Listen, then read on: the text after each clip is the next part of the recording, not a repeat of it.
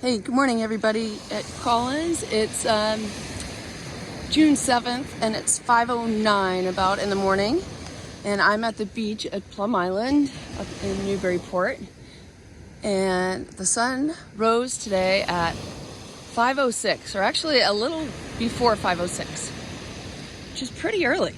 So last week when I came here, I started to show you the reason that we have seasons, and then I got distracted by those little clams down the beach, and I both forgot my styrofoam, earth and sun on the beach, and never took the video. So here's the reason. This is not to scale. So the sun would be much, much larger in comparison to the earth and much farther away. But for simplicity's sake, let's just do this. So here's the earth. And it's not straight up and down.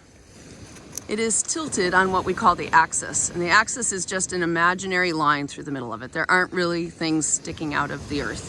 It's just an imaginary line, and you can see that the North Pole is tilted. And in this position, the northern hemisphere is tilted towards the sun.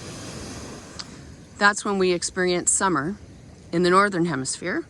And people in the southern hemisphere are experiencing winter.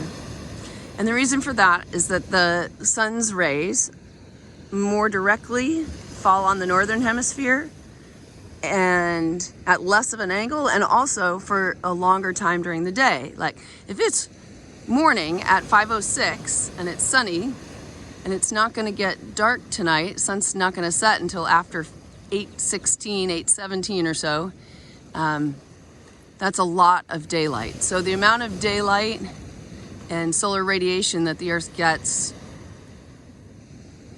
depends on where the earth is in its rotation around the sun. Because as it rotates, you can see as we get over here, now the northern hemisphere is tilted away from the sun. And as we go through day, night, day, night, day, night, we are going to get the solar radiation, the rays of the sun, more at an angle. They'll be more at kind of like a glancing angle, and so they won't be as strong. But the southern hemisphere are going to get more direct, straight-on rays.